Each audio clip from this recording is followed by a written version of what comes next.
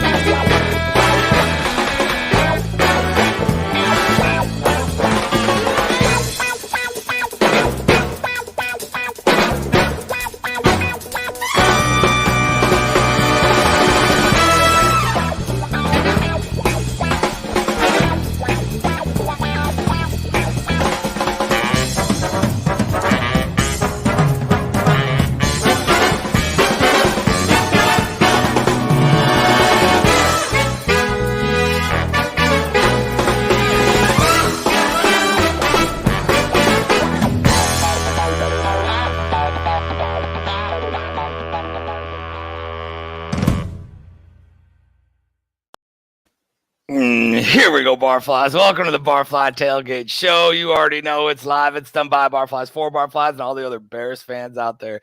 We got a little Christmas present, huh? Got a little, came away with a little victory, with a little, last second miracles. I won't say last second because last minute miracles, I guess, pulled off a couple things. It was at least good for some excitement. How, for me, at least, even though how piss poor this year has been, I was honestly, I'm watching the game. I'm like, whatever, what the fuck? This is embarrassing. And I'm like, oh, okay, all right, Bird.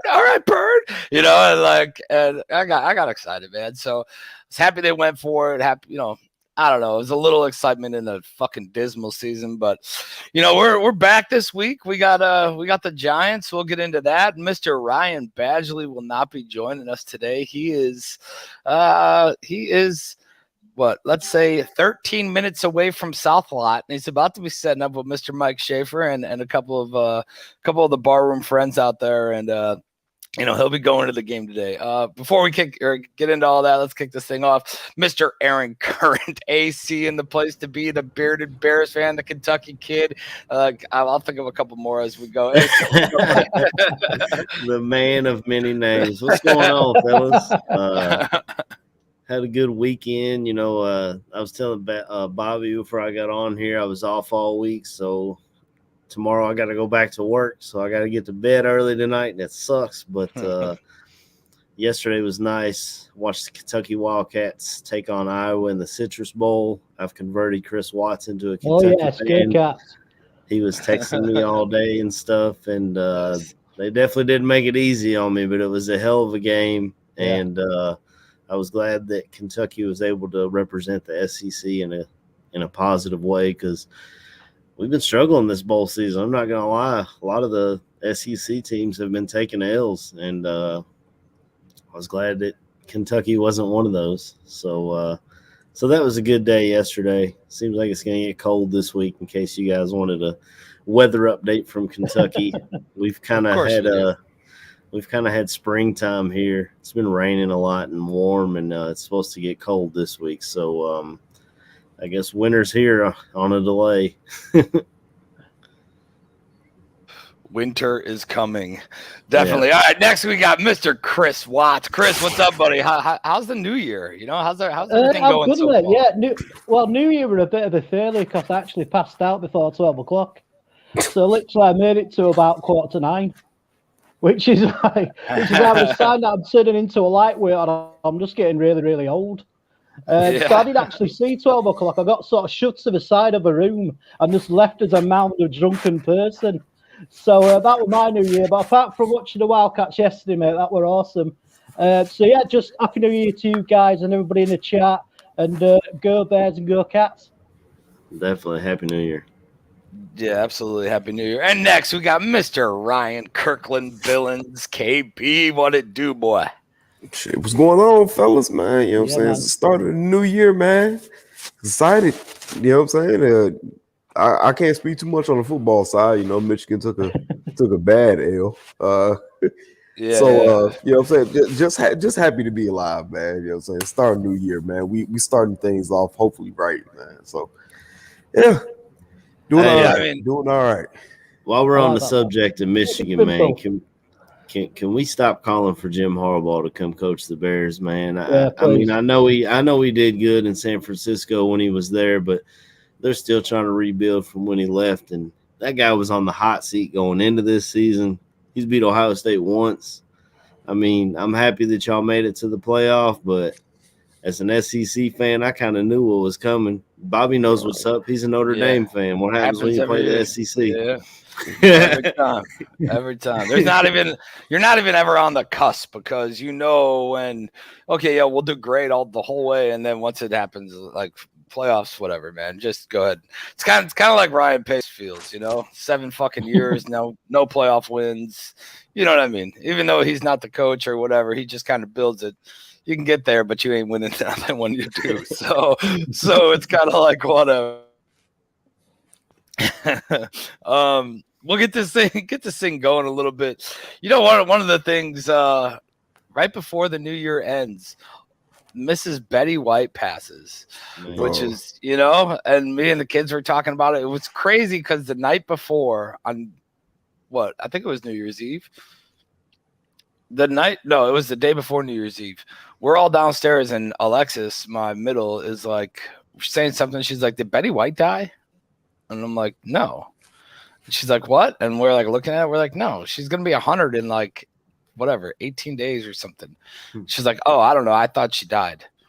And then the next day she died. And I was like, "You satanic little fucking thing." I told her, I'm like, I don't know what's going on with you. Fucking whatever. You need to whatever, man. But yeah. So I mean, keep that shit in 2021, and let's roll in, to 2022 with nothing but good things happening. But who knows? I mean, today we got a week with deaths, man. I mean, we had terrible. John Madden passed, and and Jeff Dickerson a long time. I felt when Jeff died, I felt like, because I listen to so much Chicago sports radio, even though I'm down here in Kentucky, I felt like JD was like almost losing like a family member, man. Yeah, I know. The way he was always glass half full, unbiased, you know what I'm saying? And I always loved the way he articulated his point, and I'm gonna miss him on the beat for sure. Yeah, definitely, man. And then everything that was brought together on the GoFundMe for his kid. I mean, his kid just lost his dad a couple of years ago, I think it was, lost his mother to cancer. Yeah. So big push and a big love from everybody, all teams. I mean, you've seen some teams putting up, teams that had nothing to do with the Bears, you know what I mean, and donating, and then just a outpouring of generosity was great, man. So it's horrible for the kid and horrible for all that, but I mean, it's a good outpouring of just affection and support throughout all the football community and NFL. So kudos to everybody for that and for hopping in, and granted, some of us could only give $10. Like, you've seen some teams come out there and drop like $25K, $20,000. So so it's just good to see, man. Yeah, and I agree, Skinner. Hopefully somebody to take care of him. I mean, I don't know, man, but I heard him on Walter and Sylvie kind of talking about, I think like Dickerson's parents or something are going to be taking care of the kids, so he'll still be with family and stuff. I feel like I heard that. I hope I'm not, my sources are the internet, Bobby. Yeah, I know. Sometimes it just happens. Somebody said they thought Betty White died 20 years ago. That's the first. That's the first thing they say when there's a school shooting, though, right? Betty White, yeah. Betty White. All right, let's get into this damn. Let's get into this win real quick. I think that took Chris a second. He was like, "Wait, what?" And then he got it. The brain's slowly waking up, man. we are on about the woman from the Golden Girls, aren't we? No. Thank you for being a friend, Chris. So here we go. I know when to leave when I'm on top.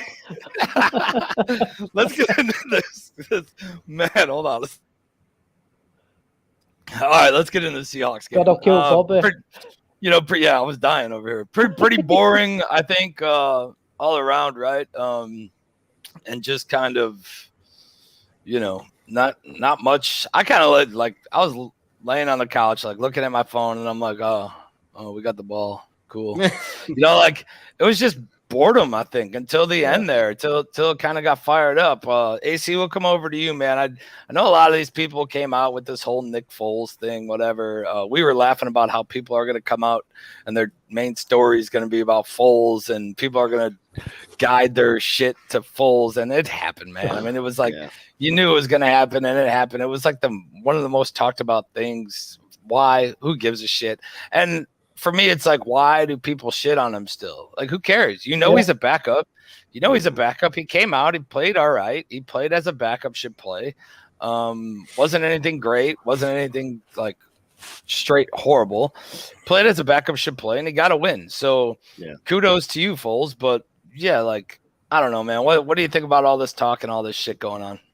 Well, I got to be honest.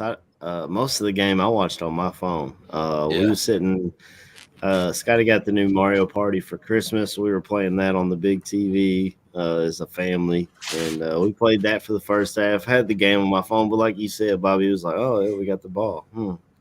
And then I flipped it over to the big TV after Mario Party was over, and as soon as Russell Wilson threw that touchdown to I think it was Garrett Everett, and they went up 10, I was like, "Man, fuck this shit." So I put in Call of Duty, started playing that.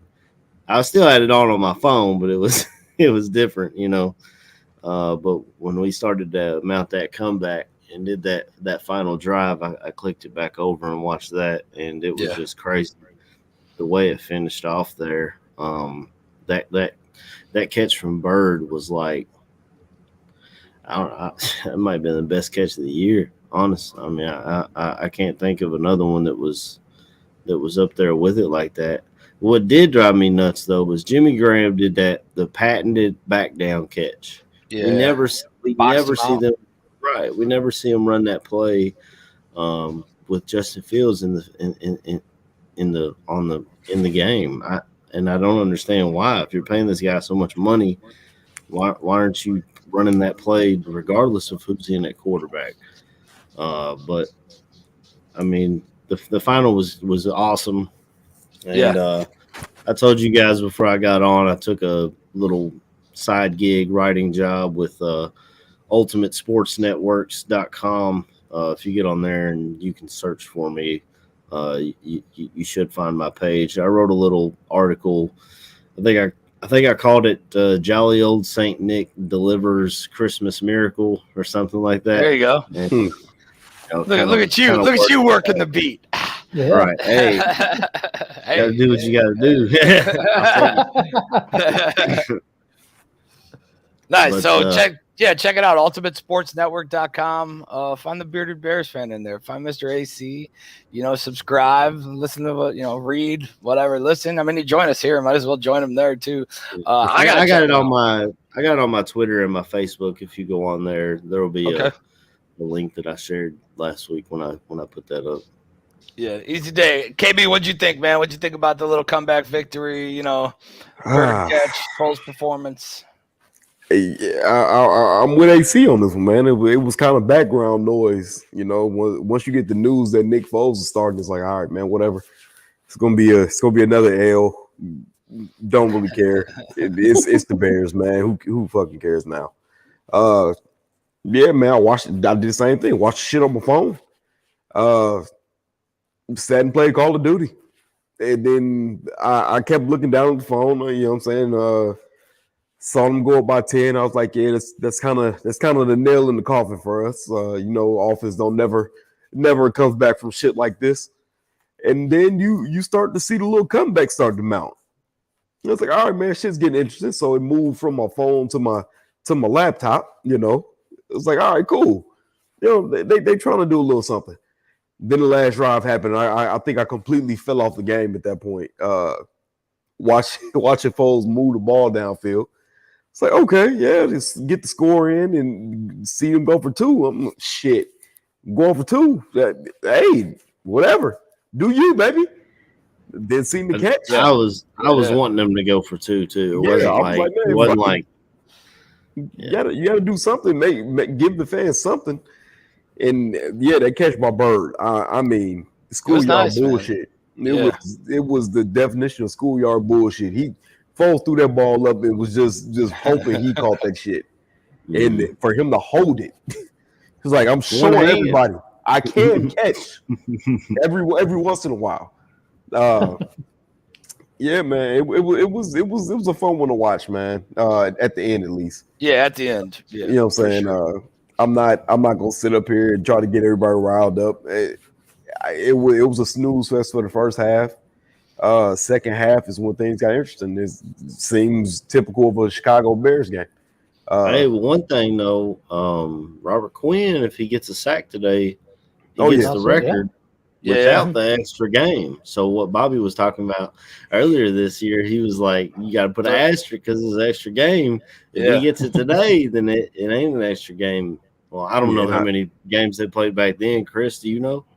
Back in 84, 85? I think it was 14, wasn't it? I don't remember. 14 games back in the day. I think so. No, I think it was 16. No, I think it went to 16 by then. Oh, let's look. Go ahead. You guys can. Chris, go ahead. Go ahead and kick it, man. What'd you think of the game? I'll look up how many Dent played when cool. you got it.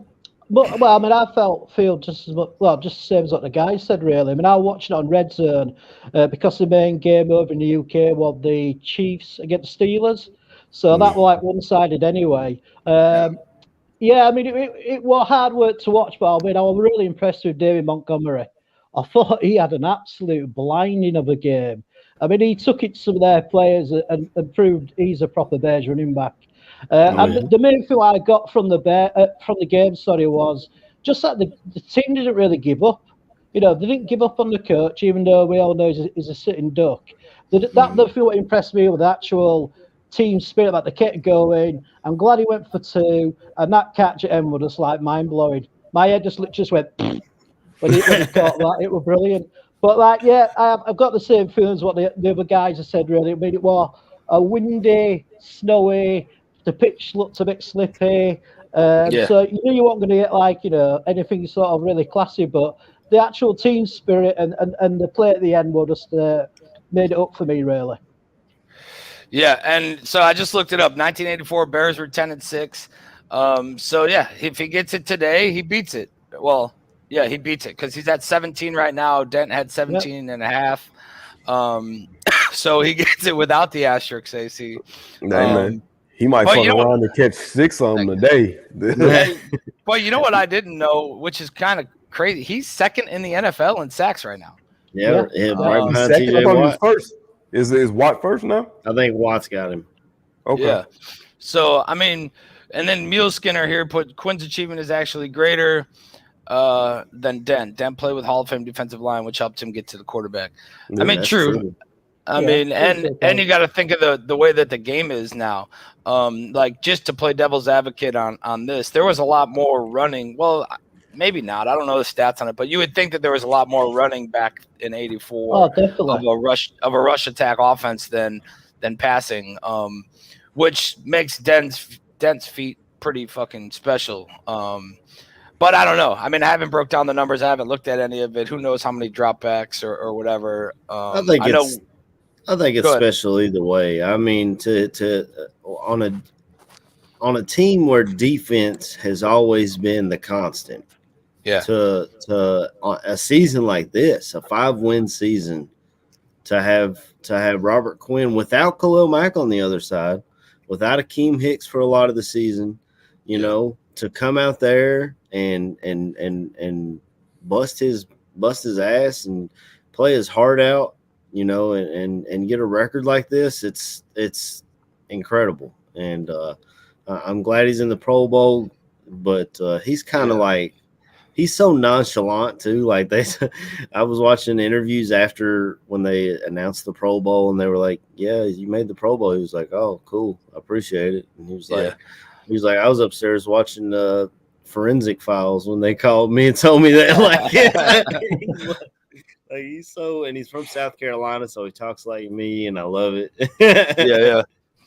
I mean, he's 31 years old. He's had, I don't know, 11 seasons, maybe more, maybe just one less. But to see where he was at last year, and I know we've talked about it before, but where he was last year with only 2 sacks and this drop foot injury, and saying that it doesn't affect him to not have his hand in the dirt, that he's fine with standing up, and all these people talking about how that doesn't matter, and then him saying a couple weeks ago that like it was a big difference this year. You know, I got to get back to where I was, and I think him having his hand in the dirt, man, allows him to execute that bend that he does, that, you know, that kind of wrap around bend where his power, the dude looks like Matrix style when he comes around the edge sometimes.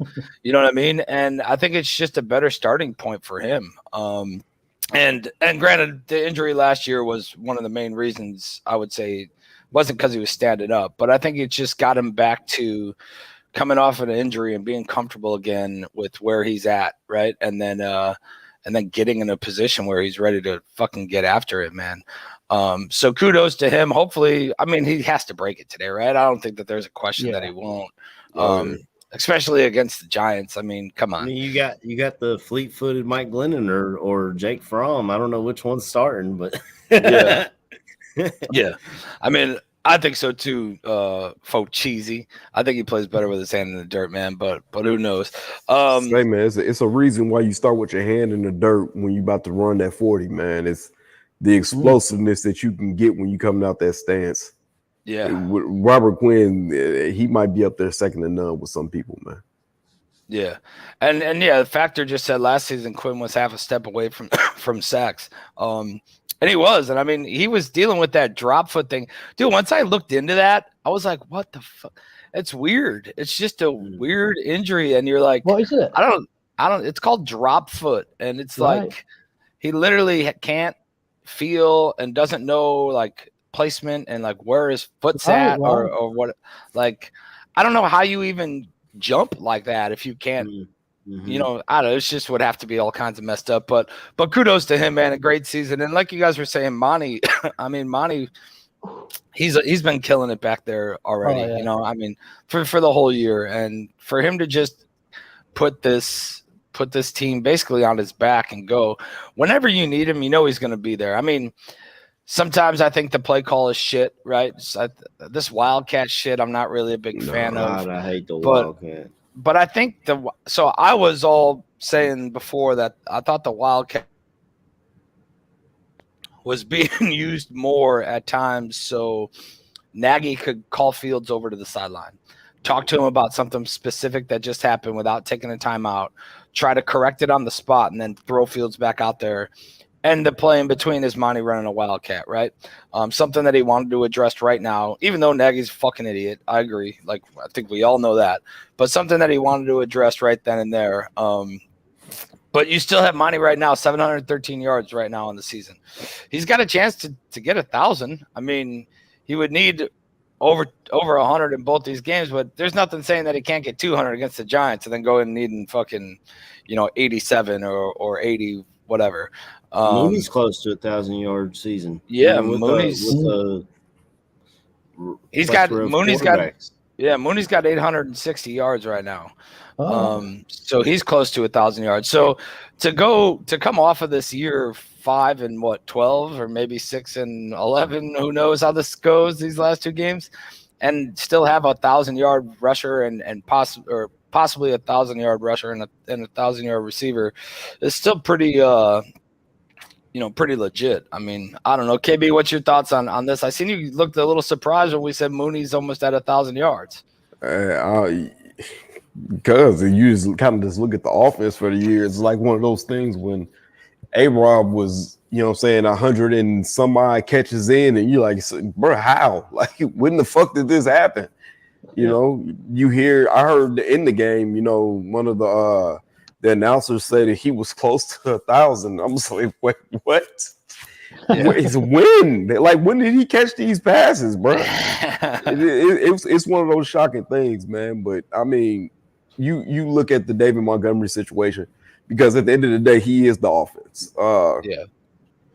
If the man wasn't hurt, there's a possibility he's the number 2 rusher, or maybe the number 1 rusher with Jonathan Taylor. Yeah. You're looking at a top 5 back, and one of the things that it kind of drives me crazy is you hear all these fans yelling, "Oh, well, we should trade Montgomery because Khalil Herbert scored a touchdown in the game. They gave him the ball, he rushed for over 20." Stop it. There's a reason why there are no real bell cows right now in the league. Jonathan Taylor is kind of trying to prove that him and Derrick Henry trying to prove that theory wrong, but you need 2 to 3 backs. I mean, they still use Naheem Hines out there, and they definitely do. Like it's all the Taylor show. Taylor just has the ability to bust a 5-yard run into an 80-yard run like that, and it starts up front, man. The Colts, I love the way they built their team. They built in the trenches first, and I remember when they picked Jonathan Taylor, I was like, man, another Wisconsin back, man. These dudes, they don't do so good, and Jonathan Taylor's proving me wrong, man. He's out there balling. I wish it wasn't a quarterback award for MVP, because I definitely think he deserves it. Oh, definitely. But yeah, man, like I said, it's very easy to see that Montgomery right now be 1,000+ rusher. The man's the heart and soul of the offense. What year is Montgomery in his contract? He's got one more after this, right? Yeah, it's his third year. Yeah, I thought this was his third year. He's got one more after this, and I think you're right, KB. I mean, I'm step for step with you on that. If he didn't miss out a couple of games, the game that I went to specific, a couple of games in the middle of the season there, that he definitely would be either right at the cusp or already over 1,000 yards, without a doubt. I don't know, man. I just think that there's so much potential and so much just desire to be great there, dude. And the way that you saw him getting used, I'm not going to be one to say that maybe some of those throws aren't there when Justin Fields is on the field, and he, Fields maybe just wants a bigger play. But you have to watch for those Texas routes with Montgomery coming out the backfield. If you get the ball in his hands, you automatically know it's damn near 95% the first tackle is going to miss. Yeah, he makes people miss. That's his thing. If you could get Montgomery the ball, and I don't care how the fuck you get it to him. Something special is going to happen. Yeah. And he showed his versatility last week. Sorry. Go ahead, Chris. I just think as well, KB, that also he don't go down on the first contact. He'll put his shoulder down, knock that guy down, do a little bit of a move to the right, and then he's in for the second contact. And as an ex running back, I just love all that. I just love it. Yeah. I just love the passion, and also he plays right to the whistle like you're supposed to do.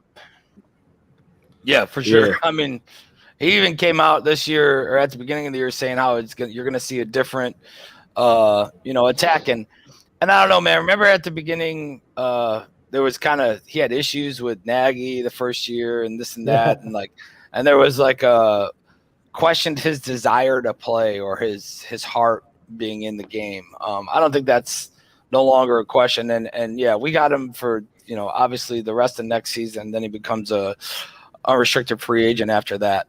But I agree, man. I think he is the cowbell or the bell cow. He's the the cowbell. he's the guy who needs to be there and running this offense. And I don't know, man. I mean, the rest of it's kind of been shit this year. A-Rob's been shit. In a franchise tag year, there's so much drama and kind of shit back and forth. I don't see him coming back. Mooney's been good. I know he's got a lot of drops. I know he's still young in his career. He's got a lot of drops. He's with, a random fucking revolving door of quarterbacks, kind of as it's been. So I mean, the one thing I like about Mooney, and I don't know if he's a number one. Do I think he can be? Sure. I mean, there's a lot of guys who come out with a lot of drops and then turn into number ones. I think he can be, but one of the things I like about him the most is that, and I know everybody's mentioned it before, but he knows that that's his weakness, that he had a weakness with dropping the ball. And like we've said, like almost every show has told you about, he bought a jugs machine with his first fucking purchase. And granted, cool, I get it, but at least he's working on what he knows is his weakness and moving forward. So I can't really fault the guy. Yeah, at least he's being self-aware about his weaknesses, which is always good. Yeah, I mean, speaking of catching the ball, man, David Montgomery Foles kind of leaned on him for a lot of that game in the passing game. And he was showing his versatility, and that I thought that was great to see from him. He'll run the ball, but he can also catch it, and he's going to break a tackle. And a stat that we don't see as fans is his ability to pick up the blitz. A lot of running backs that go into the league as big stars, they don't pan out so much because on third down you got to have that back that's able to pick up the TJ Watts, the Robert Quinns, and chip guys on their way out. And a lot of those guys aren't willing to do it, and I feel like David Montgomery is. But when his contract's up, that'll be a time to revisit that, because the running back position we've shown is you have the ability to draft and replace that, which it sucks as Bears fans because I love David Montgomery, but we got to look at the cap and all that kind of stuff. Yeah, definitely. And we know how the running backs, like you said, how the running backs get treated in the NFL. And if they come in asking for, anything crazy, that's it. They're just going to find somebody else and replace you. And somebody had mentioned the comment earlier. I don't remember who, and I was trying to scroll up, but it kept dropping back down. But either way, look at the offensive line Montgomery's played with. I mean, it's not all pro. It's not even, it's like fucking, bottom three with sacks allowed. They kept showing that. I don't remember if it was last week or the week before. Yeah, just a mix and match style that we've had, and kind of just throw in who's ever available and go from there. Focheezy asked if A-Rob's playing. Yeah, he's playing. He's not on the injury report right now. That dude lost 10 pounds during COVID, though, man. He might play, but I don't know how much. Yeah, maybe he'll get some separation now. I mean, the only thing, A-Rob, we all should have known A-Rob was coming down with COVID, man. That dude has had 6 feet of separation between anybody this year. I was going to say, man, it's just that with him. They said, coming into this week, patient ever. Yeah, I was like, coming into this week, A-Rob got 32 catches and 300 and some odd yards, man, with 1 touchdown. Yeah. So what do you guys think of the way, and I know we've talked to him, I know I talked to him last year, and we actually had a phone conversation with him, but he didn't want to be called out for it. But A-Rob's agent and the way that he attacks social media with A-Rob not being used and whatever, I mean, is that something that you feel he should be doing? And I don't care who takes it. Is that something that you feel an agent should be doing? Is I won't say talking shit about an organization, but blatantly just kind of putting it out there like, hey, my dude isn't getting used at all. He's trying to get his guy paid. I'd rather see an agent do it than his dad, like Odell Beckham's dad did when he was in Cleveland. I mean, he wants his guy paid, not just for this year, but for the long term. I mean, he's going to get a percentage of that. So he doesn't want it to just be this year. He's getting a percentage of it. And somebody's going to pay A-Rob, and A-Rob is going to go. And I hope he goes to a team that's honestly championship worthy. I love A-Rob. He came here when we needed a receiver, and he was that guy.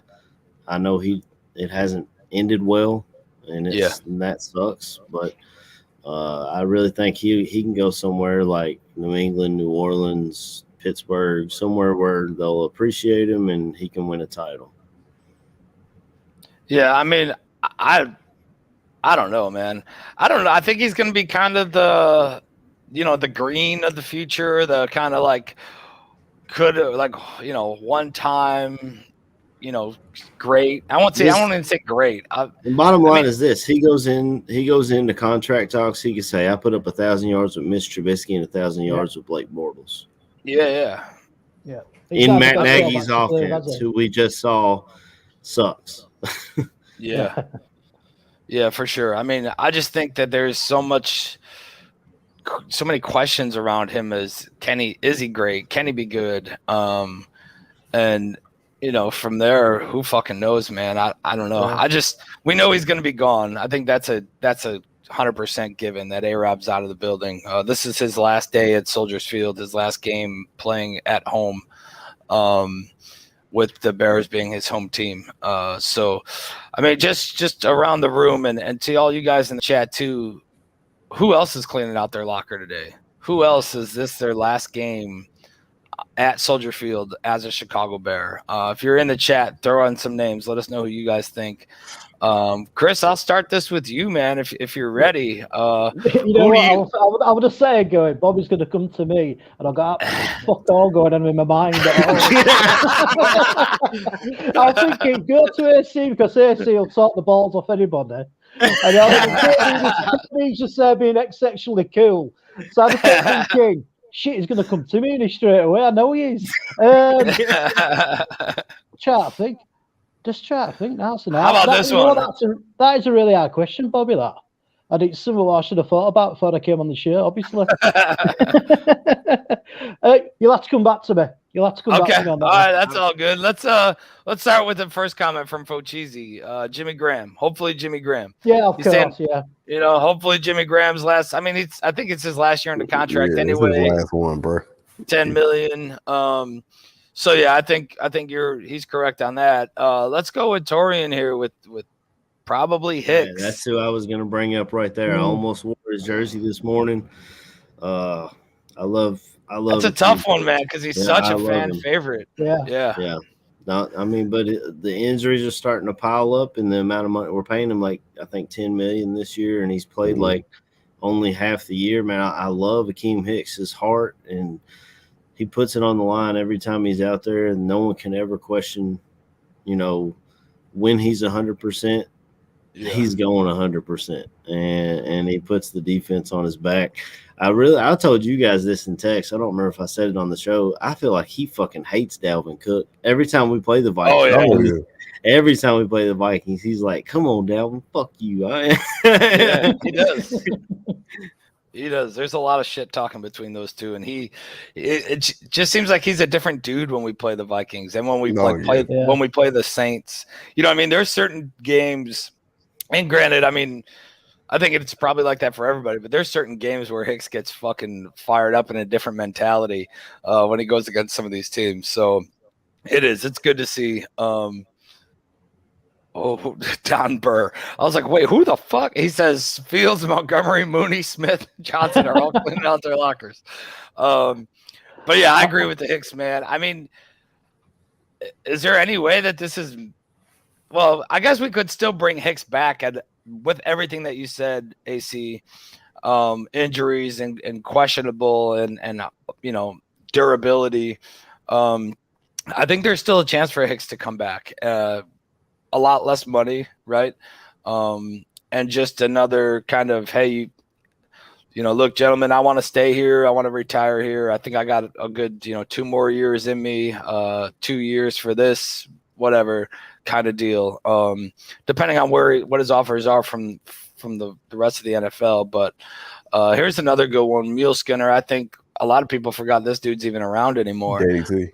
Yeah, I mean, a lot of people forgot this dude's even on the team That's anymore. what I was just going to say, actually. Damn it. Come on.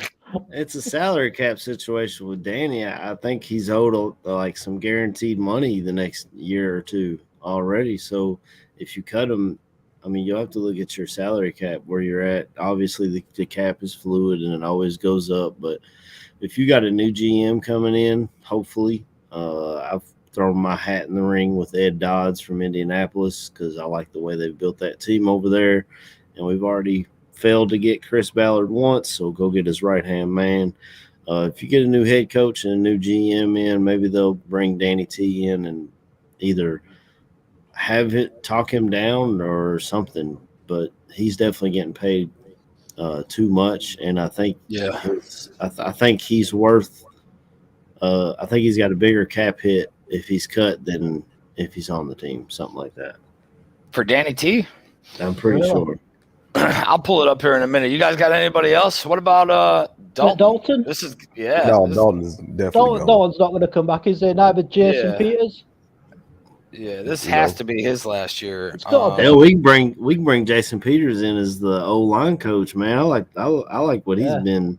He's been a mentor to all these dudes. I mean, hopefully we see Tevin Jenkins today. Speaking of O-linemen, I haven't heard one way or the other on that guy. Injuries Who's starting to pile up. actually started at quarterback today? Is it Dalton? Dalton's starting. Yeah, I was gonna say I don't know if you want to go with this as being breaking news, but Ian Rappaport reported saying that Matt Nagy expected to be fired after Week 18. All right. Yeah, Nagy should have been fired after last. I mean, if we didn't win, he probably would have got fired last week. I feel like our ownership makes rash, like split-second decisions, almost like a toddler trying to pick what they want for breakfast. Like French toast, pancakes. Like he was going to get fired on Thanksgiving. He won that game, and then he should have got fired last week, but we won that game. And now, and I think the whole setup is, though, right now you can interview new head coaches if you have fired yours. Jacksonville's called everybody in. Or if you've told them they're not coming back. So if they've already told Nagy you ain't going to be back, then I guess they can. I thought they had to be with an interim. Maybe not. Maybe I'm wrong. They said that on I think it was when we were playing the Vikings. I think Louis Riddick was saying they either have to be fired or told that they will not be back next season. And everyone took that with like, Yeah, I mean, on this one right here, I'm gonna agree with Fochese. I think Peters was a good signing. He was a questionable signing for us, but I think he's been utilized. He's been good. I mean, granted, expectations I don't think were super high, but I think he's met them, and stayed on the field for the times that he can. Got rolled up a couple times. I mean. This dude, like you said, I think Muleskinner said it. Dude got pulled out of a fucking river fishing, and then was playing for us the next week. So I think maybe his last hurrah or last season in the NFL was pretty successful in a stance of personal achievements. It was a lot better than whenever we tried to bring in Orlando Brown after all his seasons in St. Louis. I remember when we signed Jason Peters. I forgot he was here too. But when we signed him, everybody on Twitter was like, "Man, here we go with the Orlando Brown signing again." And I was like, "Oh shit, we did sign him at the end of his career." Yeah. Hey, so I just looked it up. AC for 2022, Danny Trevathan has a base salary of $2.5 million, but the dead cap is $8.9 million. So cheaper to keep her, man. Cheaper to keep her. Let him. I guess. Sit on the sidelines another season and see what fucking happens. Because I don't know, but that's a lot of the failed contract things that you see some of the more intelligent. I forget the dude's name who rolls through all the contracts all the time, but questioning Ryan Pace and questioning the moves. Saying cool, he drafted some dudes that were really good, draft wise. Yeah, he's been above average, decent, even though he's missed on some number ones. The census is he's been decent. The bad part is the contract portion.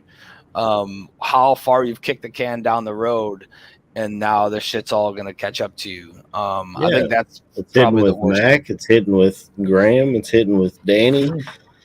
Yeah, it's going to hit with Quinn. It's going to hit with Quinn. Yeah. He continues to push it back and worry about it later. And that's what happened in New Orleans with Mickey Loomis.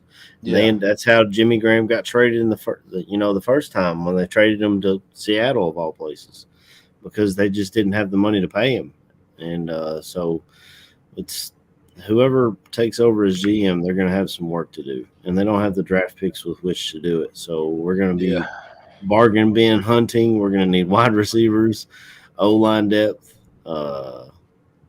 probably D-line guys, and we got, I think, 4 or 5 draft picks. Now, if we trade down, that would be our best move, honestly, in the draft, is to trade down and acquire more picks, just because we don't have a lot of picks, man. And that goes back to Pace, man. If he doesn't get he does what it takes to go get his guy. And honestly, going back to the Aaron Donald year, when I watched Aaron Donald go off the board right before us, when I saw Ryan Pace going up to get his guys, I didn't have a problem with it. But at this point, man, he's got us in salary cap hell, and he's got us without draft capital. It really just needs to all be blown up. Somebody in there was talking about Ted Phillips has got to be gone. If you listen to Greg Gabriel, he says that Ted Phillips is not in any capacity with football decisions, and Greg would know more than me because he's actually been in that front office.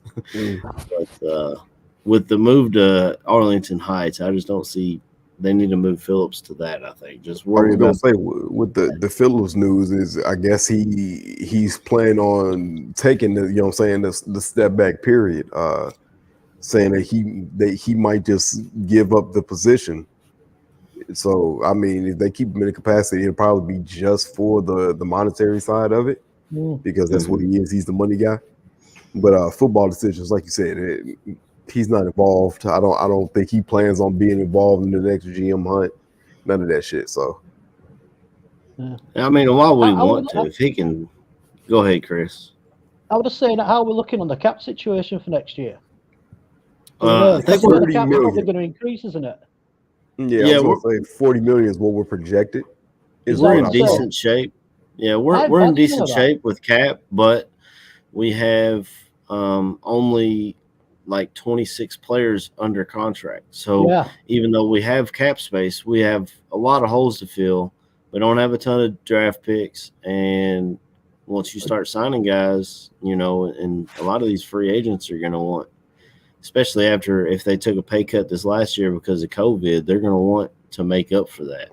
And I can't blame them. If I was if I was an NFL player, I'm going to I know I read somewhere they said that it's a possibility if the Bears, if they went with cuts and shit like that, there's a possibility that we could stretch it and double it and be up somewhere near 80 million.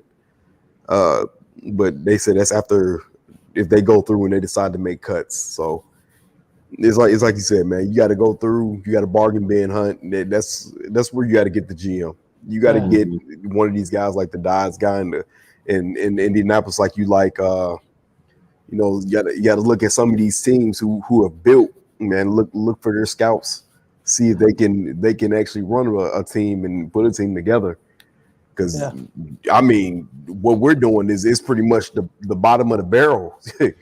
you get to put together whatever team you want at this point. Yeah.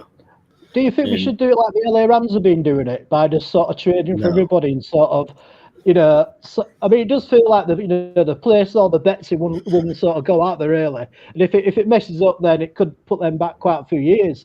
You don't think the Bears should go down that route then? I don't think so. I feel like you build a team through the draft, and the LA Rams are in win now mode, which is why they went and got Stafford. They've got Jalen Ramsey, who in my opinion is the best corner in the league. They traded for Von Miller. I haven't heard much about that, honestly. I don't know if he's doing well out there or not, but they're trading away all these draft picks, and eventually, money-wise and talent-wise, that's going to catch up with you. So especially with salary cap. I mean, the salary cap does go up every year, but when you've got Matt Stafford's going to take up a big chunk of that. Jalen Ramsey's going to want his money. Von Miller, pass rushers get paid a ton of money. Eventually, that's going to catch up with them, and they're going to be in salary cap hell. I mean, they got a 40-year-old playing left tackle. That's right. Yeah. So they've got to find a left tackle somehow, and they don't have a first-round pick for it, and that's a premium position that you usually only get in the first, second round. So Yeah. That'll be something to watch this offseason for the Rams. I mean, Definitely, I'm sure they'll just bring in some free agent and plug him right in and continue. But what do you guys think of this comment here that Factor put up? I don't think McCaskey is going to be doing the hiring. So the rumors on that, because I mean at this point this we're just speculating. He's going to bring in people that football guys and have them consult and pretty much try to pick a guy if they went down that route. You get the rumors of Ryan Pace possibly not even being fired and maybe being moved up to a different position. But I've seen upwards of them talking about Tony Dungy, because I guess McCaskey is really good friends or has followed Tony Dungy's career, and they're on a talking basis. So he's going to look to him for advice and all this other shit. So, I mean, I don't feel like he'll be doing the hiring per se. I feel like he's going to bring in people he trusts and he knows that have great football acumen. And they're going to say, hey, wink, wink, nudge, nudge, this is the guy. This is who you should go with, or this is the pick of the litter that you should really be looking at. Hopefully they've already been doing their research. I mean, all you got to do is look at that team on the west side of town that's playing hoops pretty fucking well right now. The Bulls have restructured their entire organization from the top down. They went out and got the right guys in place. They got a good head coach, and that they made the right moves this offseason.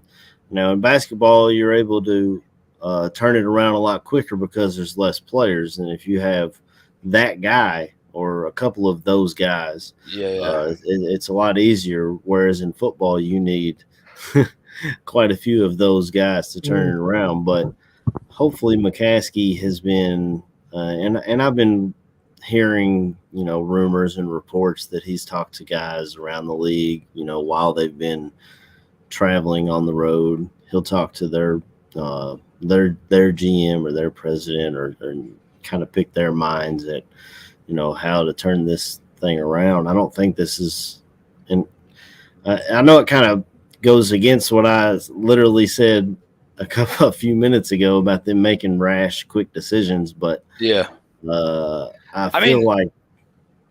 Go ahead. I feel like they've been seeing this coming down the pike, and they've kind of hopefully prepared themselves for it. And it's not just going to be like in the last week of the season he's gone. And I think that Nagy still being here has something to do with Pace as well, because they're not going to, I don't think they'll have Pace fire Nagy and then 2 weeks later they fire Pace and then they've got a whole I think they'd rather just get rid of both of them or whatever they're going to do with Pace and then move forward as an organization with a clean break. Yeah, so there's what's it called? I was just kind of looking at Twitter at a couple of these things and going through because I couldn't remember exactly what it was said, but it said, and now this is fucking the Bears blog. It's sometimes this dude's right, sometimes he's way out there. I think his name's Jeff something, but whatever. He's like, if Ryan Pace is still in the building on January 10th, it's because George McCaskey overruled some very smart people. In the building, I think is a lot different than as the GM. I think he's going to be in the building no matter what. GM, I don't think so. But, I mean, if you got to go around the league and ask and get people's input on this and that after you fuck this thing up so many times, should that job even be yours anymore?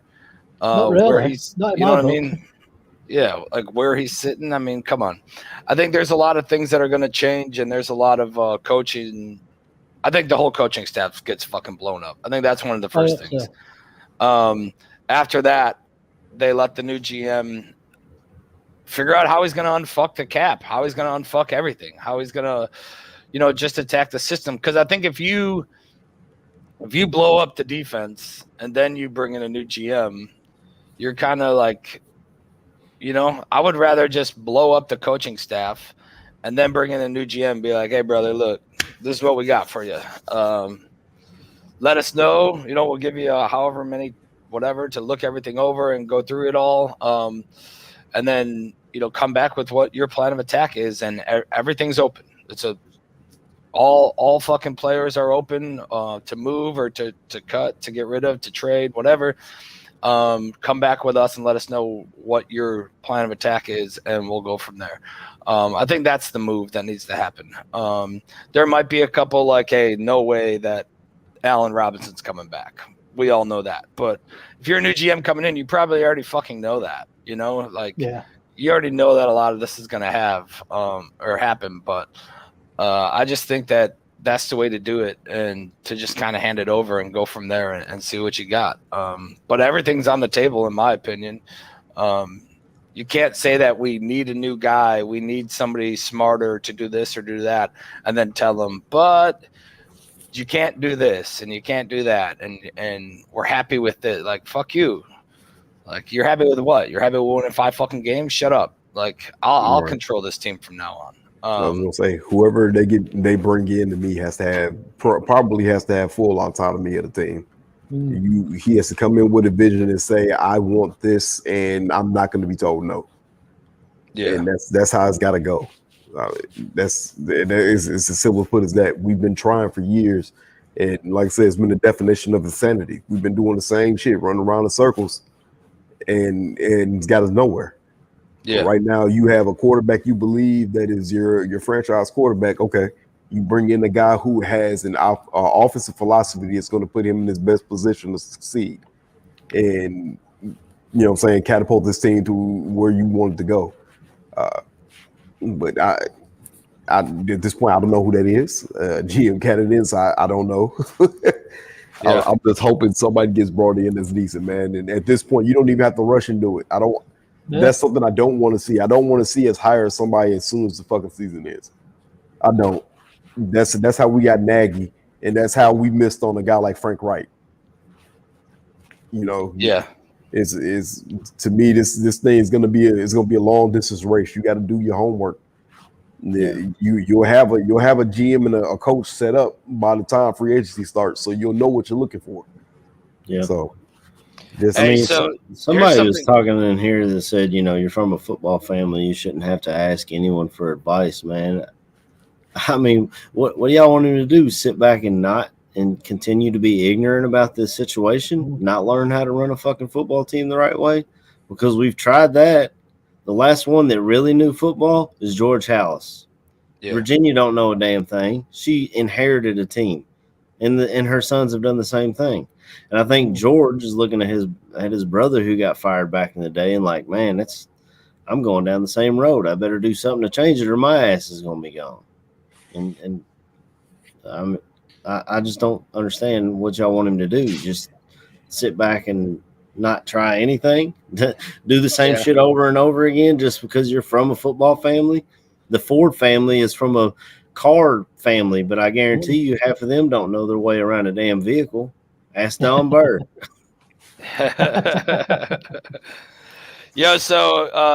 Schefter put out, the Bears are holding a moment of silence just before today's national anthem in memory of the late Jeff Dickerson. His usual press box seat will also be reserved and memorialized today. So there's another. I mean, the organization always makes good moves like that. I think. In the past we've seen them, with injured players who they kept around just for the health and basically the surgeons and the health side of everything. And then we've seen them do a lot of things like this when tragedy strikes.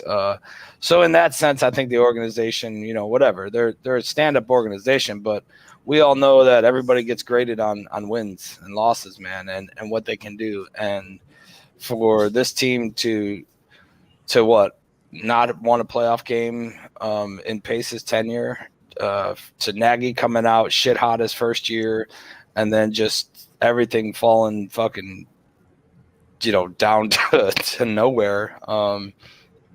Just big changes have to be made, man. I expect a lot of this whole fucking thing to get blown up. A lot of people's jerseys to go to the back of the closet and be fucking hung up because, who fucking knows, man? I mean, there's a lot of things are going to change. I seen a comment in here that from Charles, the Bears don't have a franchise quarterback yet. Maybe Fields, but not yet.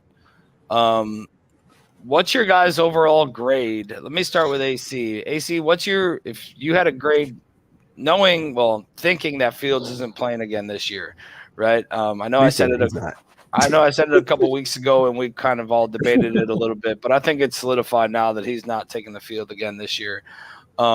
What's your overall grade on Fields in his first year? Decision, just play and confidence in the game. I give him and I'm a huge Fields fan. I've said it many times. They finally got the quarterback I wanted, but I give him a B-. The turnovers, the fumbles, it's like a roller coaster, man. He's got crazy athleticism. We've seen him make some of the NFL level throws that we never see a Bears quarterback make.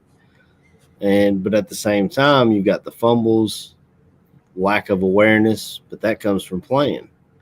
And then on top of that, the scheme is terrible. Terrible. I don't know how many times I see a 3rd and 7 and the screen pans out and I see a wide receiver, Cole Kmet, Jimmy Graham, and somebody else all doing curls, or might have one guy go long and 3 curls at 5 yards. So they have to break a tackle to get the first down. How does that make sense to anybody other than Matthew Nagy? It doesn't. So I'm going to say a B-. Most of that is because of my fandom.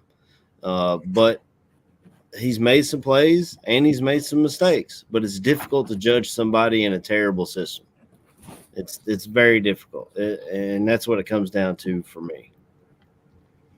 What about you, Chris? Overall grade for Fields in his rookie campaign? I'd say a C+. I think it's down to the turnovers. That's something what you get taught in football. When you first start playing, about the 3-point pressure thing on the ball, and some of these fumbles were just farcical. But I think really AC sort of spelled it out. Really, I think a lot of it's down to the scheme, especially when we played Cleveland, when he was just getting absolutely battered because they weren't bringing anybody in to chip block or bringing a tight end on that guy, and he was getting absolutely blasted. So I don't think the scheme's helped him. I don't think the O-line's helped him at the start of the season. A-Rob, I don't know what's happened there. Do they not get on? Do they not like each other? What's going on there? I mean, that's a little bit farcical as well. But you just see when he does them throws. Like AC said, when you see him when he does them great throws, that I can see it all now. But he just needs better coaching, better O-line, and most important is a better scheme. Because the scheme we've got at the moment, we all know which sucks. And hopefully we won't have it next season. Yeah, you're right. I mean, we all know Nagy's scheme sucks, but even though the kid's thrown in a scheme that way, for me, I'm gonna go with a C in there. I think the turnovers are drastic. They're just what kills everything, man. I mean, 10 interceptions, right? Maybe more, but I think it's right at 10. Didn't play the whole season, still has double-digit interceptions. I think sometimes the decision-making, maybe it's because of the system. Maybe people are in the wrong spot, but there's been a few that he just kind of lofts up there. And then there's some that they're just not on the same page, and he's trying to do too much. And I think – I won't say that the pressure is getting to him, but I think he knows how shitty the system is, and he tries to do something else. And then, like you said, doesn't have contact, doesn't have the ball, ends up getting, sacked or just whatever. I will say the kid's been durable, though. I mean, even though he's got an ankle injury right now, I mean, there's a lot of quarterbacks that probably wouldn't even have made it this far. The ankle injury isn't from being tackled or anything. It was a thing a couple weeks ago at practice or whatever that he kind of rolled it. But I think that was just to kind of put him in the stable. And intentional, like, hey, Fields ain't playing the rest of the year. Fucking take him out. We're done. He's not going we don't need you to do anything with him. He's just going to go into straight conditioning mode. and prepping himself, and then the new coach comes in, he'll start learning that and going from there. I think he's just basically working the basics and working conditioning right now until a new coach comes in. So all in all, I think he's the best thing we've had in Chicago for years. I think the arrow is definitely pointing up, but for his rookie season, man, I'm gonna have to say a C because of decisions and ball security. And I don't know, man. That's kind of where I'm at with it. KB, what's your thoughts?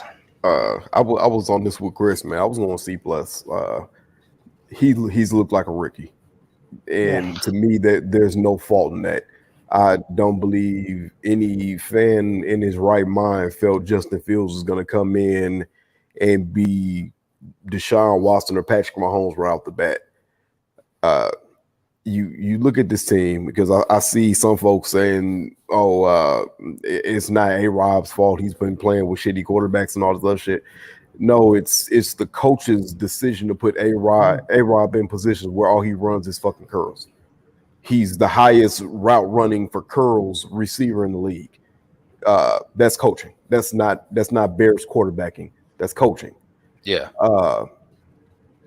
You look at their plays that, if you look at the game, Fields has hit receivers in the hands. The kid should have more touchdowns. He should have more receiving yards. Passing yards than he has. People aren't catching the ball. You see with some of the interceptions tipped, people, it hits hands and goes into defenders' hands because people don't catch the ball. I don't place the blame on Fields for that shit. I don't. Yeah.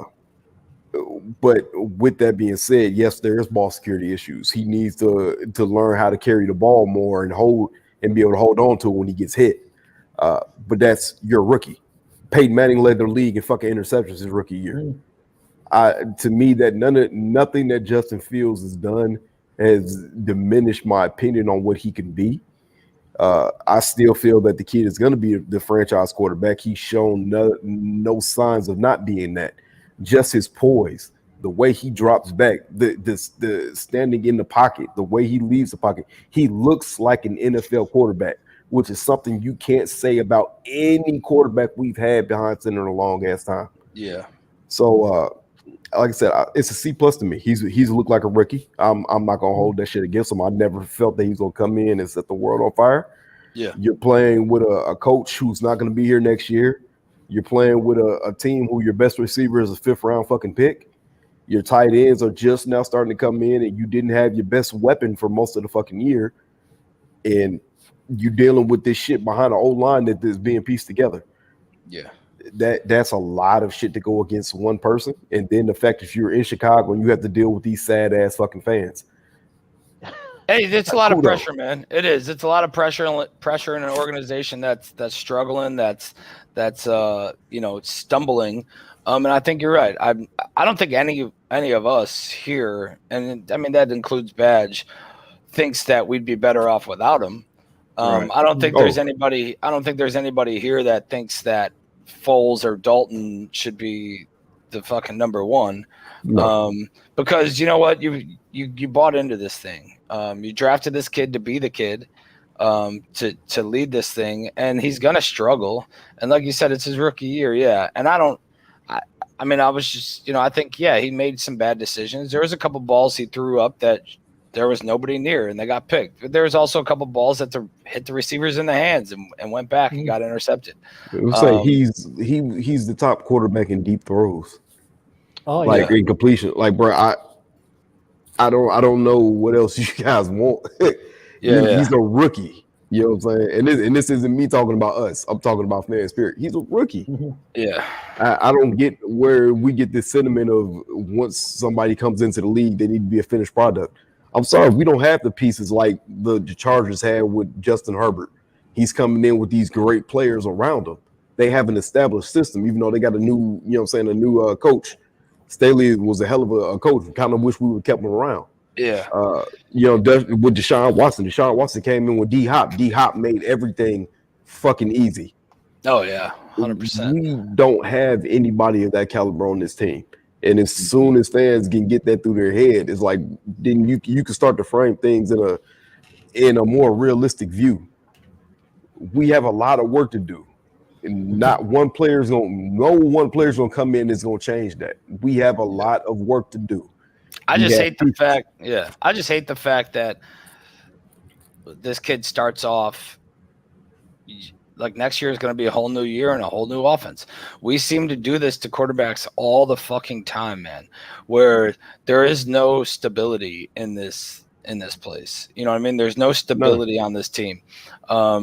We bring him in, right? Does he have his go-to guy? Is Mooney? Can Mooney be a number one? Is Mooney a go-to guy?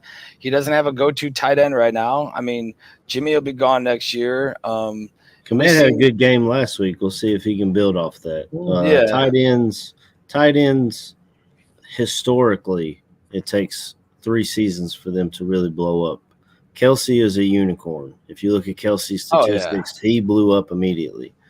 But for the most part, your top tight ends, T.J. Hawkinson, Don Burr, you know what I'm talking about. His 3rd year, he blew up. Mike Gesicki's in his 3rd year this year. If you're a fantasy guy, you know Mike Gesicki had a pretty dang good season this year. This is his 3rd year. So this offset, and he'll be learning a new system too. Maybe we'll get a head coach, offensive coordinator who knows how to put these guys in the right position. I think if you turn around and build up this offensive line and give Fields a fucking main thing. Solid foundation, man. Give him a foundation and then let him run. Let him go with it. I mean, building up the offensive line, granted, even if A-Rob is gone, right? I don't really care that Mooney's the only one. You got Komet, who should be making the turn and coming around. You got Montgomery. You probably have to pick up a wide receiver, whatever, and not the fucking golden team sprint class, the gold medalist from the Olympics and shit, right? But I think the essence of you need big plays is totally incorrect. You just need to move the ball downfield. It's not fucking 1st and 40. You know what I mean? It's 1st and 10. Get 10 fucking yards. You don't need a big play, fucking high flying, greatest thing on turf offense. You just need to move the ball and score a fucking touchdown. And like when you get into the red zone, actually make it fucking pay off. I think that's where. Go ahead. Yeah, I mean, I'd like us to get a really good slot receiver. Like a bit like a Welker, where Fields has just got that really good guy who can just get in the middle of the zone, get a little bit of a cushion, and get like a 10, 15-yard passes to, and then that'd take a little bit of pressure off him, trying to go long to Mooney or to one of the tight ends. Mm-hmm. Yeah, I don't know how many guys are like that out there. I mean, I know Adam Humphries, who's in Washington. I'm not sure if he only signed a 1-year deal or if he's going to be a free agent or not. He's one of those dudes in the middle. There's 2 that I can think of. That off the top of my head, there's literally 2 people I feel right now you could probably get, and I know both of them will be in free agency next year. Jamison Crowder with the Jets, who was very fucking underrated in the slot. The kid is an amazing route runner. He's quick. Always seems to make a play. But I mean, he's in the system kind of like ours. So you just running in quicksand out in New York. And then Christian Kirk. Like I said, with that before, the Arizona Cardinals might not have enough money to bring back all those guys. Christian Kirk's a number 2, which then you get into the position where who's going to be your number 1? Is it going to be a competition? I was just talking about slots. I'm not looking for a number 2 at this point because you're going to need somebody to be a number 1. That's why I said we're going to need 2 receivers to me being brought in. You got to look for somebody who you can bring in, like I say, Michael Gallup. If you feel like he could be a number 1 or maybe a 1A to Mooney, they have a 1A 1B situation. DJ Shark is another kid. I like Shark a lot. Yeah, I like him a lot. Fast. You might like it. Or the one name that I know a lot of people might dread, Will Fuller, on a 1-year deal. He just hurt too much for me, man. Always hurt, but he plays into what Justin Fields is good at. He's I mean, he's a you can downfield always. threat. There's always going to be some rookies to come up too that maybe not. yeah. They won't be a number one, right? But slot. I mean, didn't Cooper Kupp start in the slot? Isn't Oh, that where he started? He started as Yeah. that Wes Welker, that one confident, little skinny white kid that can catch the slant ball and get down and not get fucking murdered, right? That's kind of where he started, and look where he blew up with progression and everything like that. I think there's a lot scheme. of scheme progression. I James think there's a lot Christo of guys. is in the chat blowing us up about Justin Fields not being a franchise guy. Franchise quarterbacks make everyone around him better. Blah, blah, blah, blah, blah, blah, blah. He's a failure. Dude, there's no way you can see that. There's no way you can see that off this season. He talked about Deshaun Watson making people around him better. What did Deshaun Watson do when Bill O'Brien was his head coach? I think they won 4 games that year. Come on, dude. I mean, if you want to be a fan of someone else, go right ahead. There's a team up north that's always got a franchise quarterback. But I'm going to trust in this guy, and I'm going to believe in this guy. I wanted this guy in the draft. We went up, we went, and we got this guy. Now we need to build around this guy. Now we're behind the 8 ball. We should have went and got a new head coach to bring in with him. Yeah. But I don't make those decisions. If I did, I wouldn't be here talking to y'all. I'd be sitting somewhere in a nice desk, probably drinking a bourbon right now or something. But I mean, that sounds like a good plan right now.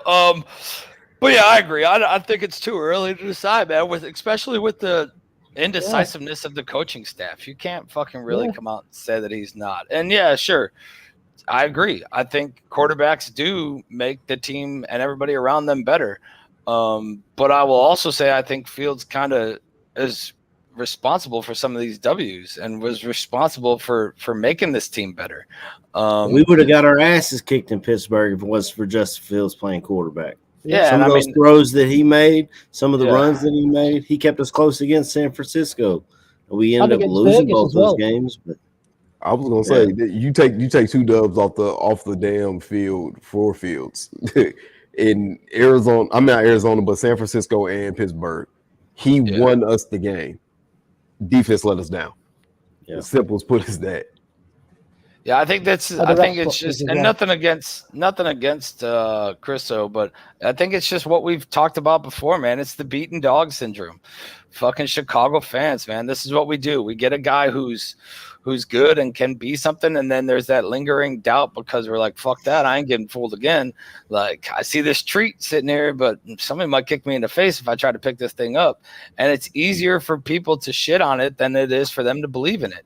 And that's just kind of how it's been in Chicago forever. Dude. Hey, Jamal Lewis has got a good point. That punt returner Grant could be a good slot guy. Oh yeah, he could. Yeah. 5'7", shifty, speedy. That brings up an interesting point. He's still concussion protocol right now, but yeah, for future seasons, he definitely can. Go ahead, KB. But I'll say that brings up the interesting point of talking about who might not be here next year. Do you keep Jakeem Grant and a Tariq Cohen? They're both the same fucking player. To me, that means somebody has to go. I think Cohen's gone. I don't know what his contract looks like, but he's got like a 4-year, didn't he? Yeah, I was gonna say he got a 4-year, $5 million a year contract or some shit like that. Yeah. How much of it's guaranteed? Because that's what really matters. I don't know. Do you have a team out? Do you have a player out? Do you have a injury opt out? Anything like that? I don't know. That stuff I don't know, but I know I've said this before. Tariq Cohen is somebody I can see getting traded next year to a team like the fucking Chiefs.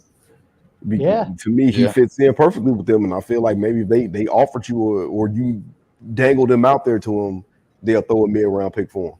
He's got 2 years left, and the contract's really not that outrageous. I was gonna say his contract was okay. It wasn't crazy. Yeah, 3.9 next year, 5.6 the year after.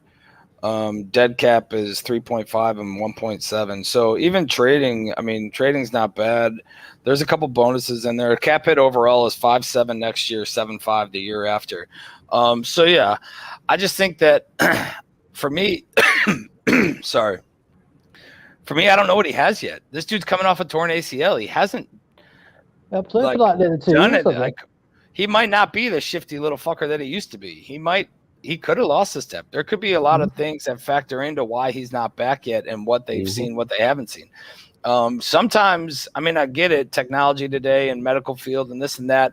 Normally, a a detached ACL is better than a fucking torn one. There could be problems. There could be mesh problems. There could be all kinds of problems with this right now, and who knows?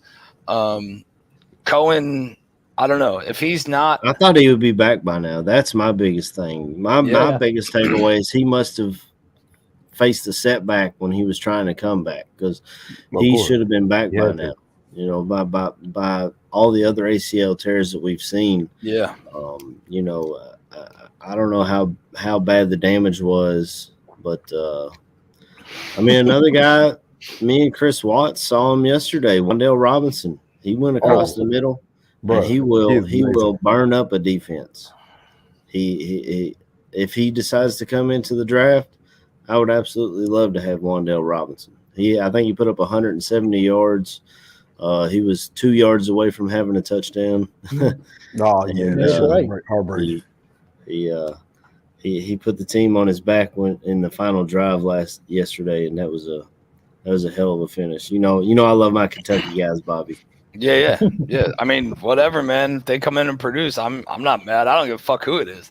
Like, just let them come in and produce, and let's not sell this organization as, you know, what we mentioned earlier, as we got 5 of the fastest guys available. You know, like, cool, but they got fucking blocks on their hands, and they don't know how to run a route and whatever. Like, you give a fuck how quick the dude is in fucking Under Armour shorts and a wife beater.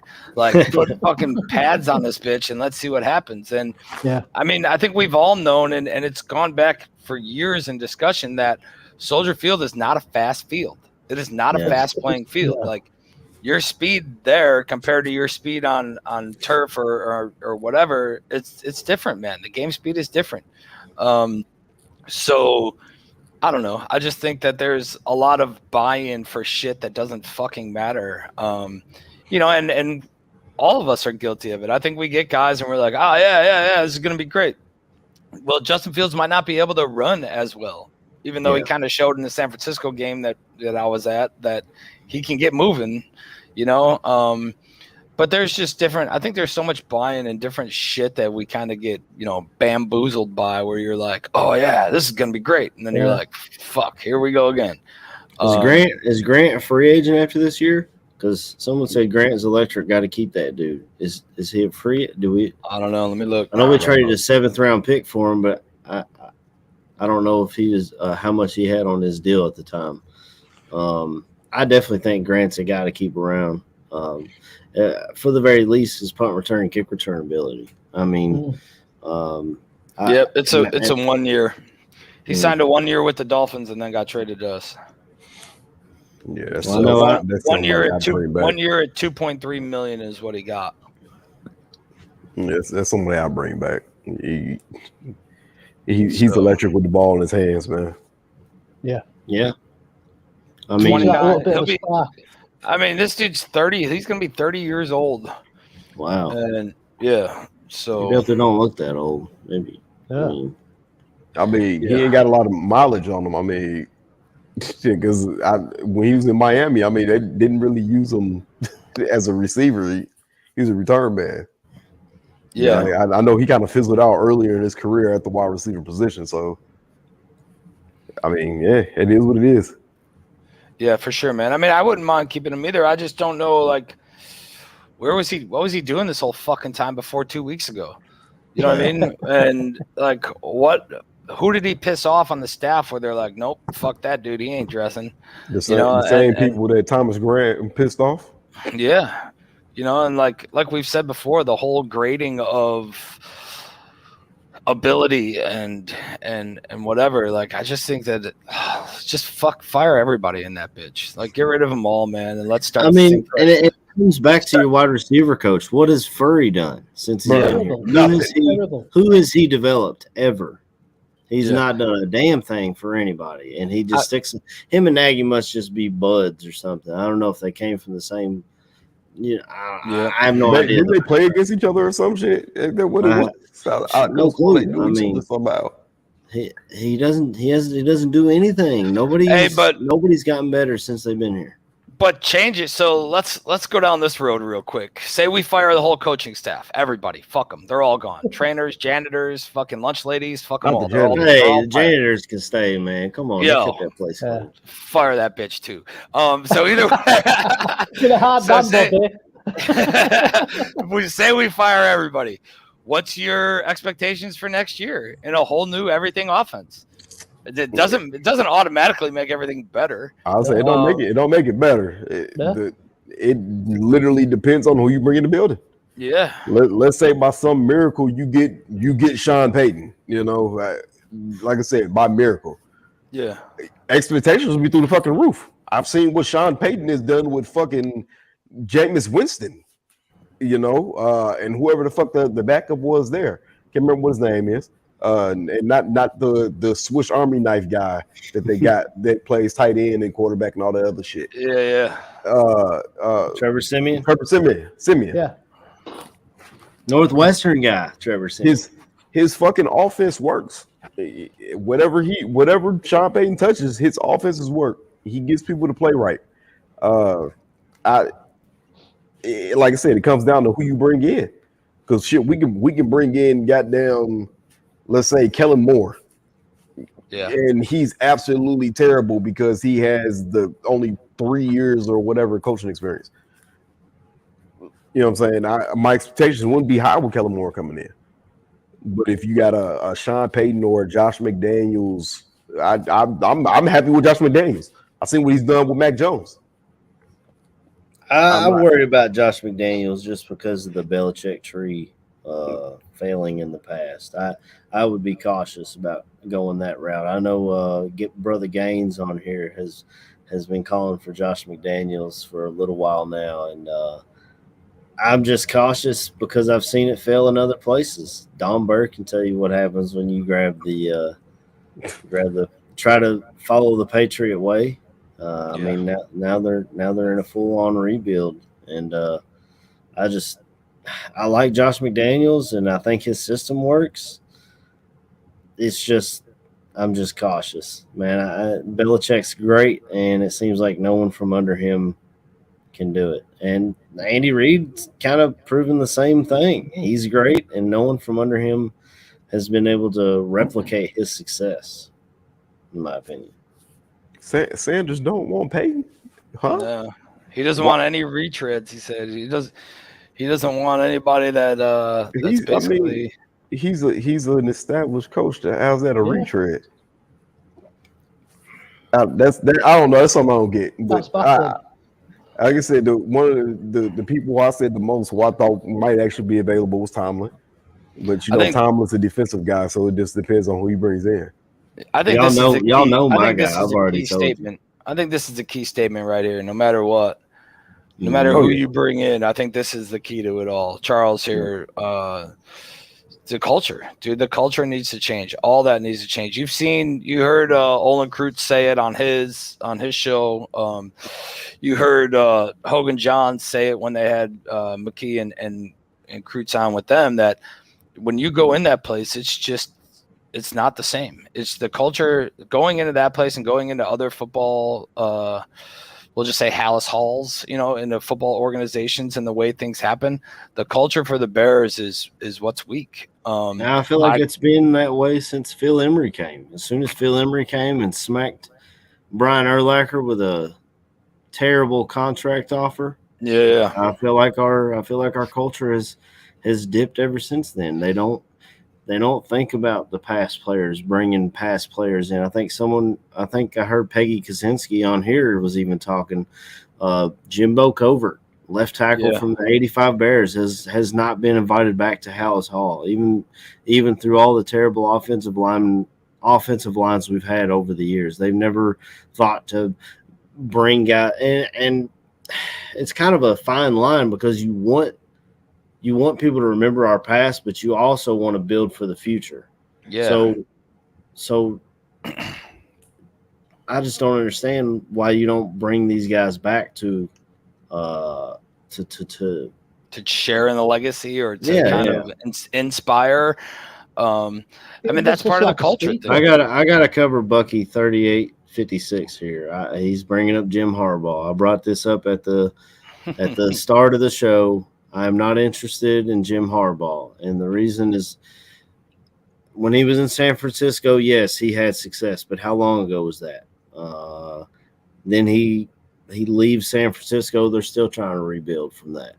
He goes to Michigan. He was on the hot seat leading into this season because he had not beaten Ohio State. Finally beats Ohio State this year, plays the big boys, gets his ass kicked again, and now you want to bring him to Chicago? The only college coach I would take in Chicago is Nick Saban. He's the only one. And he's failed in the NFL before, but miserably. He owns college football. Yeah. Is there another coach in college football that can hold his jockstrap? There's not one. So don't come at me with Jim Harbaugh, Ryan Day. You saw what happened with Urban Meyer. He ran the fucking show at Ohio State. Won everything he could do. And he's out in a year in Jacksonville. Yeah, but at least you know you can fight with Urban Myers. Do what? At least you know you can have a bit of a fight with Urban Myers. He does know how to fight, doesn't he? Especially with the young ladies. Yeah. I mean, I don't know. I've never been a fan of college coaches coaching in the NFL. I think it's totally different. I think I think NFL coaches to coach college works a lot better in the preparedness of the players and players that you get out of the draft. I think that works a lot better, but college coaches coming to the NFL to coach, I've never really been a big fan of. And I think it's just, I think you grow from inside. Like, why have offensive coordinators on 32 fucking teams in the league that aren't ready to take the next step? Why don't you know, guys that are, or why don't you have a list of dudes that in your office you're looking at as in like, hey, whatever, KB's doing a great job right now, but hey, if KB was to fall off, I'm taking the RKB off the jersey and we're going on to this guy next or that guy next. I just don't know why there's not a system of grading other offensive coordinators to see who's next. Why do we always have to go backwards to move forward? Yeah. I mean, you take fucking Arena League football, Matt Nagy, and see what you get. Go ahead, Chris. I just say there seems to be a lot of lack of self-scouting going on with the coaching. Like, they usually hear that they actually do a bit of self-scouting when they have the bye week. But surely we can't be doing that very well because nothing's improving with the coach staff we've got. So I think a lot of it just stems down from the top of the organisation. I think it's like we said I seem to say every week is, they're a family-run business. There's no pressure like we have in our jobs and in the real world. And they just seem to be quite happy just to be like, really sort of sleepy old dogs what just like to be next to the fire, And it feels that to me. And I feel like that must run down the full organisation. Yeah. I think the same thing. I like who said it? I think Charles said it when we put it up there. It's just culture, man. The whole fucking place needs to change. Yeah. So Jim Harbaugh was the head coach of the San Francisco 49ers from 2011 to 2014. He won Coach of the Year in 2011. He went to, I think, back-to-back NFC championships or something. That was almost a decade ago. Yeah. You guys want to bring him in. Almost a decade ago that this guy was relevant in the NFL. Yeah. I'm sorry, Bobby, to cut you off, but the chat's going nuts with the Jim Harbaugh. Like I know, I said something. And I get it. He was a Bears player, so he has a special place in a lot of Bears fans' hearts. But I just don't see what he's done to want to bring him here. I really don't. Yeah, well, I mean, I think a lot of it's the having the name, right? And the nostalgic reaction. I'd take his brother in a second. I would think if Baltimore lets him go, I'd take him in a second. But yeah. I don't know, man. I just think it's whatever. If we got another week, we got maybe 2 before Nagy's gone. I think January 10th is the cutoff to basically shit can the people in your organization. Let's roll into today, and then there's a game today. I forgot. Yeah, we'll kind of kick this thing over and then get the fuck out of here. Expectations, KB. 0. What do you think, man? What do you want to see today? Don't care. I don't care. Andy Dalton's back at playing quarterback. For fucking what, dude? Nick Foles was played just fine last week. Yeah. Just let Nick Foles finish the fucking year. But Andy Dalton's playing. I don't get why. I look. There's nothing I want to see. I mean, maybe Darnell Mooney with the opportunity to break 1,000. Yeah. KB, what's the reason behind Dalton starting? Has there been any sort of reason given? Or is it just because he's the number 2? He's making $10 million this year. That's yeah. Right, It's just, yeah. And Foles, they got the ankle, and they just don't want him to fucking subdue Foles to any more of the toxicity, I think.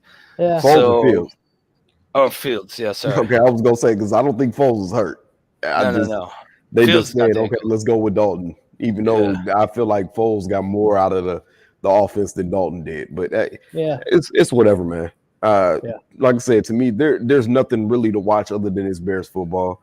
We're fans. I know I'll watch the fucking game because it's the Bears, but I don't care. I don't. There's nothing that's exciting about watching Andy Dalton play football to me. It's sad to say. I get why you would keep Fields off the field, but there, like I said, the only thing really, maybe Taylor Jenkins starts and Bourne starts. You get to see what your tackles do. Robert Quinn gets that sack today that he needs. And my boy, maybe David Montgomery does rush for 200 yards. Yeah.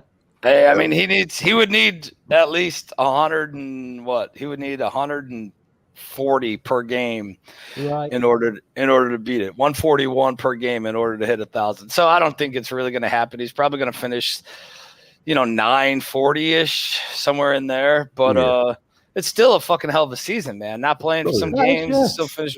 Yeah, it's still, I won't say remarkable, but it's still a good fucking season, especially given the offense and given the mentality.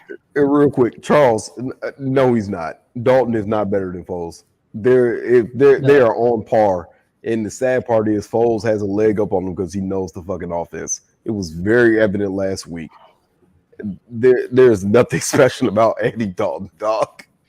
I think Dalton's a little more mobile than Foles. That's about it. And his wallet's fatter, I think.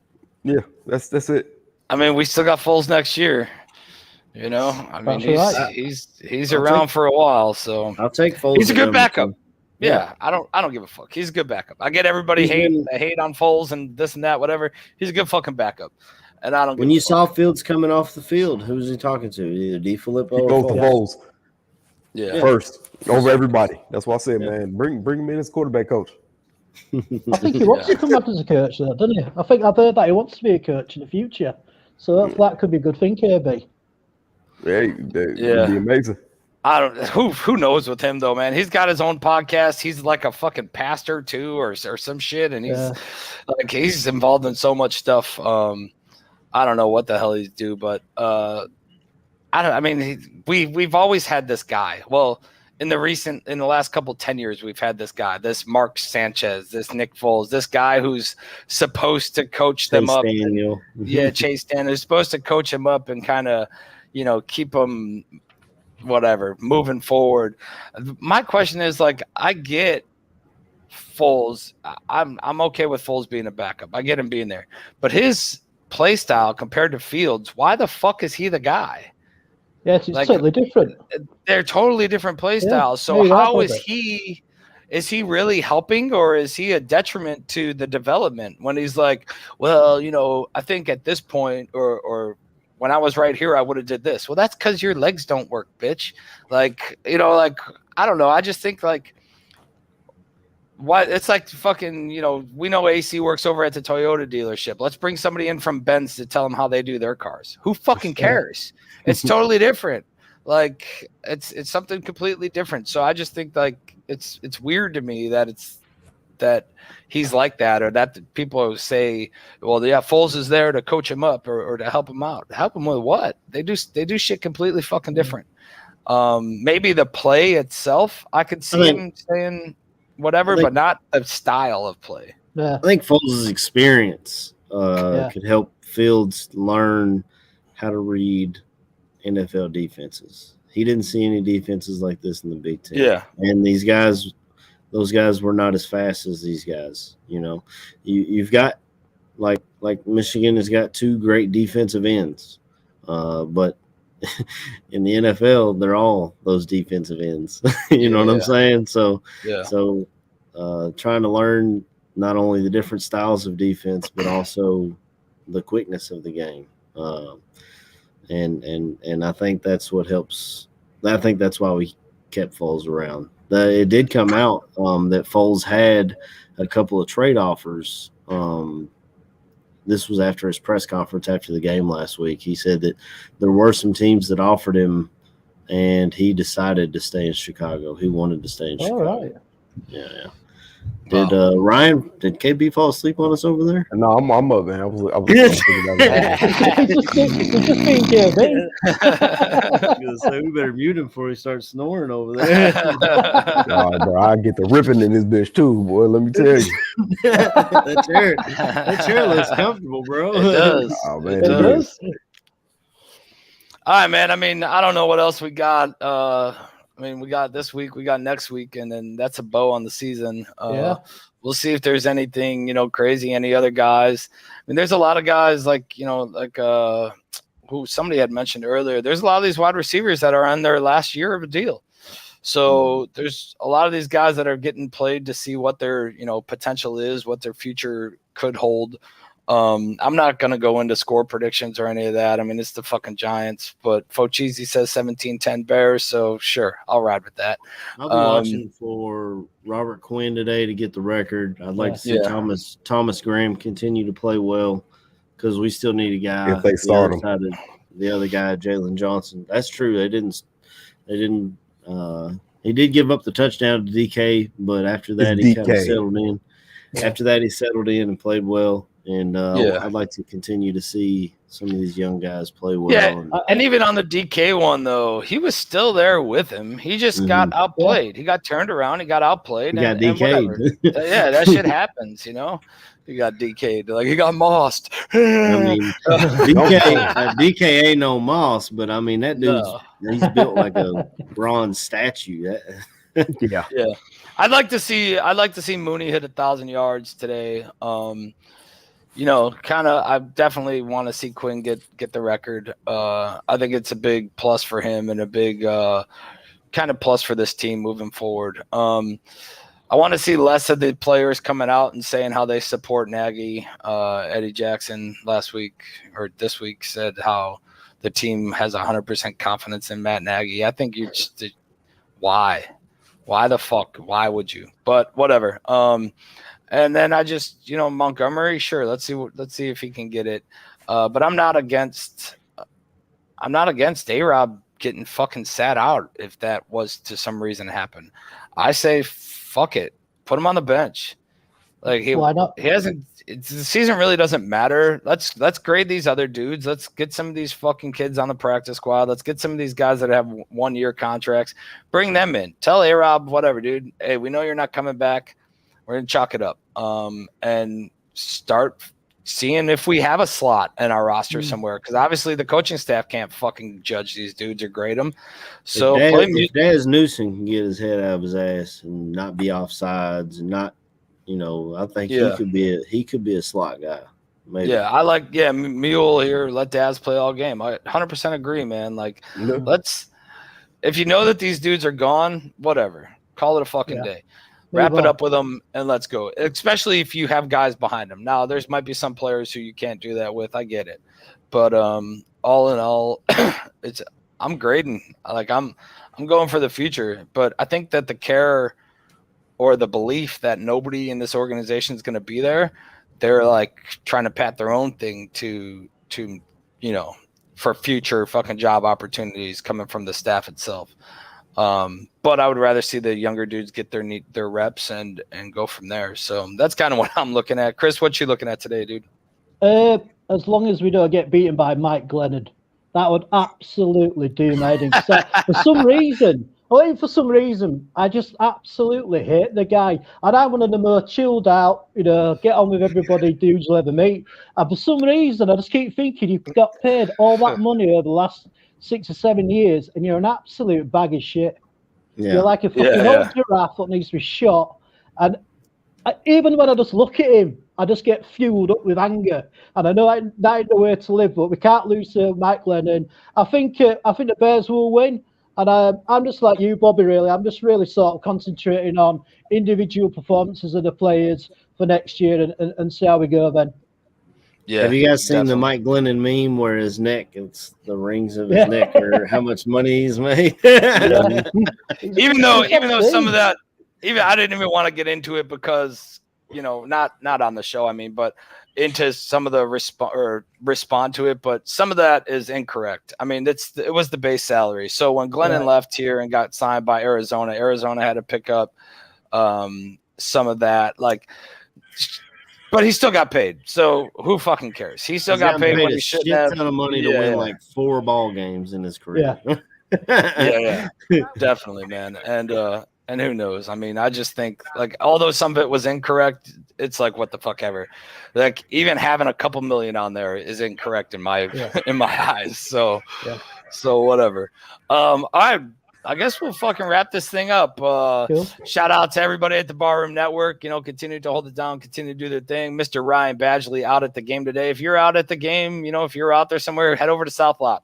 Once you get into South Lot, if you have the stadium at your back, hang a fucking right and walk down the right side fence line, and you'll run into to Caesar, to Badge, to Schaefer, Austin is always on that side. Everybody's on that side, that right side over there, making their way down. So if you're out there and you want to go hit up with some dudes like that's where you'll find them all. They're always in the same spot.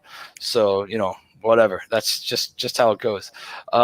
Chris, appreciate you joining us and finishing out the season with us, man. We'll see you again next week. AC, KB, same bad time, same bad channel. Appreciate your guys' input and everything. And, everybody in the chat, thank you for joining us. Thanks for, I kind of put it in there, but thanks for staying alive in this dismal season because all of us are kind of, when there's nothing but shit to talk about, it's kind of makes for horrible, just communication. But I think all in all, it's been pretty good and bullshitting and getting everybody's perspective and the fanalist, man. The fanalist part of all of us. None of us think that we're absolutely correct. You're just fans with opinions, man, and that's the way it goes. So appreciate everybody joining us. Let's get a fucking W today, I guess. Fuck it. Bear down. Definitely. Bear down. Yeah, let's do that shit.